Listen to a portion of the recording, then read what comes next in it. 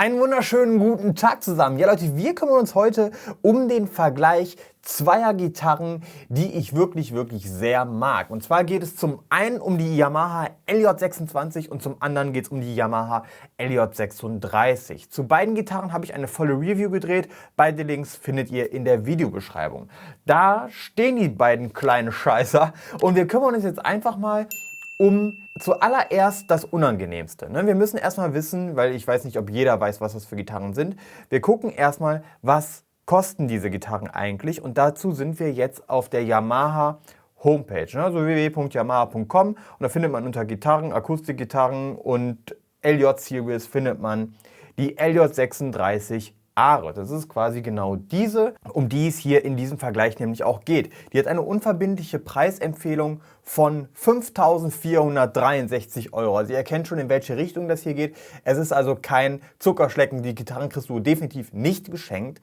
Die LJ26 ist eine Klasse darunter. Ja, das ist also die eine Preisklasse günstiger und die kostet 4.434 €. Somit auch unfassbar teuer, finde ich, zumindest was die UVP angeht. Überlegt mal, wenn man dann eins tiefer guckt, hat man die LJ16, die kostet auf einmal nur noch ein Viertel der LJ26. Und das ist echt ein ganz krass heftiger Unterschied.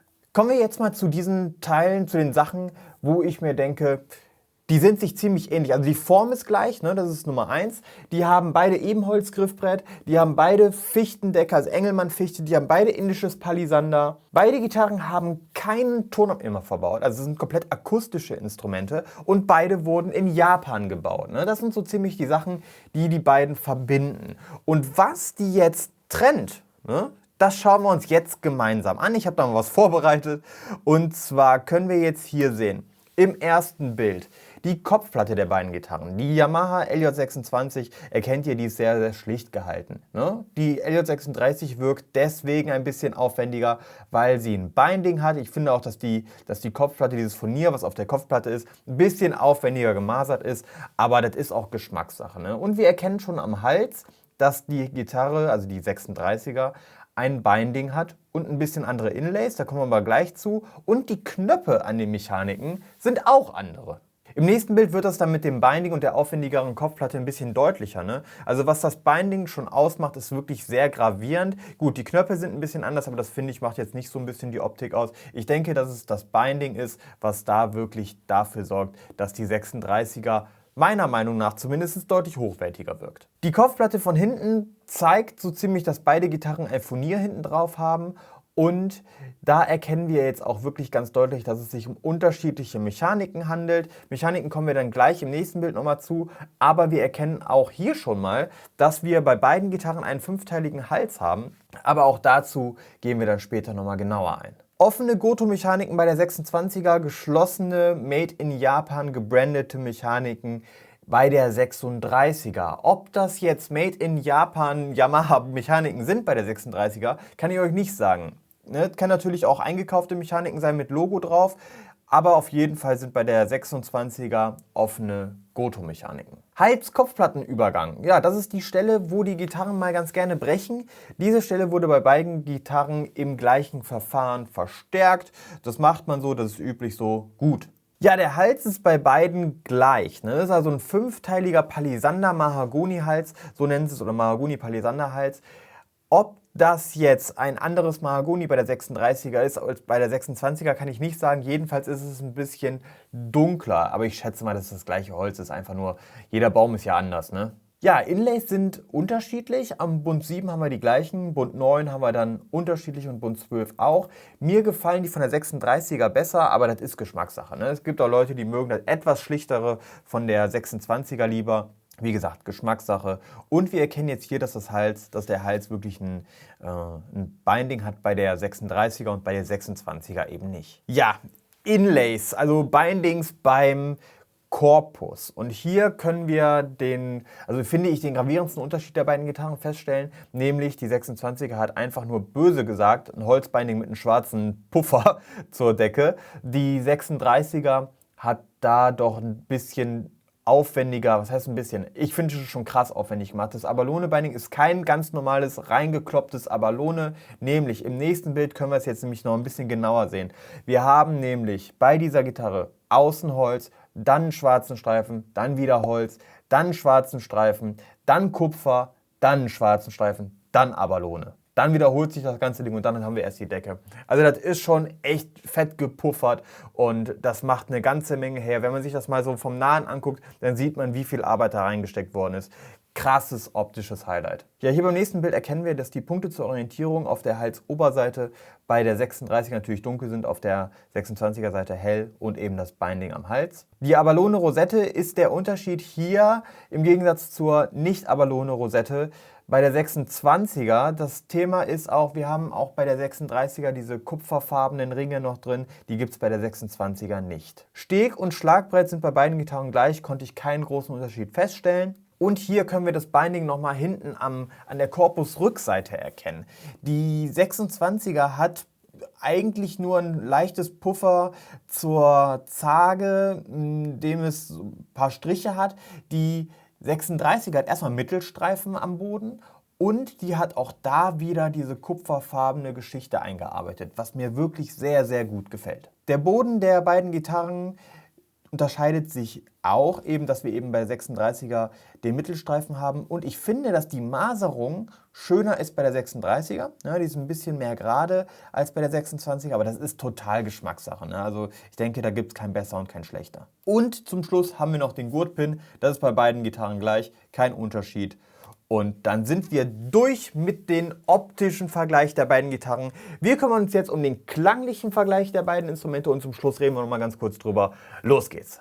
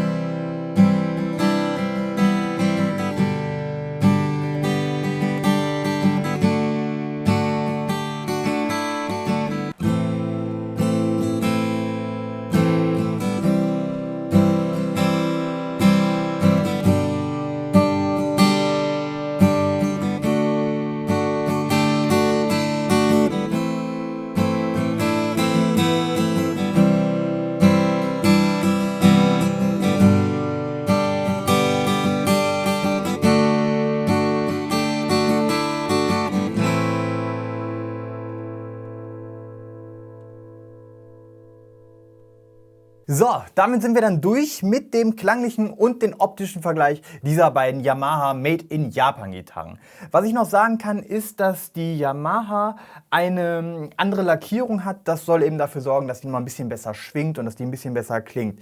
Ja, das Problem an der ganzen Geschichte ist ja mit diesen Aufnahmen immer, dass man nicht weiß, wie der Sound jetzt auf der anderen Seite hundertprozentig ankommt. Andere Lautsprecher, ne, andere Endgeräte. Ihr wisst ganz genau, was ich meine. Es fängt ja schon bei der Internetverbindung an, wie in welcher Qualität ihr das Video guckt. Was ich euch definitiv sagen kann, ist, dass der Unterschied zwischen der LJ36 und der LJ26 gravierender ist, als ich dachte. Nämlich, wenn man die LJ26 spielt, dann klingt sie schön. Das ist absolut eine mega fette, geile Gitarre. Aber wenn du die 36er dagegen hörst, die im direkten Vergleich, dann hat die einfach viel mehr Luft, die kann viel mehr atmen und die klingt irgendwie freier und offener, hat mehr Höhen, aber auch gleichzeitig mehr Bässe. Alles in allem finde ich, dass die 36er besser klingt als die 26er und der Unterschied, obwohl die Preisdifferenz prozentual gesehen ist, ja gar nicht mehr so groß ist, also gerade im Verhältnis zur LJ16 bzw. LJ26, also die trennen ja irgendwie, das ist ja das Vierfache und die trennen im Endeffekt ja nur 1.000 Euro, wenn du so willst. Und da ist die 36 auf jeden Fall schon echt eine Wucht. Und die sieht einfach mega krass aus mit den ganzen Abalone-Bindings und sowas. Das musst du natürlich mögen. Ne? Es gibt Leute, die sagen, was soll der Kitsch, hau mal ab damit. Aber ich mag das und finde die schön. Gut, damit sind wir dann jetzt hier durch mit dem Yamaha-Vergleich der 26er und der LJ36er. Ich hoffe, euch hat dieses kleine Video gefallen. Ich würde mich freuen, wenn ihr beim nächsten dabei seid. Haut da rein, abgehen. Ciao.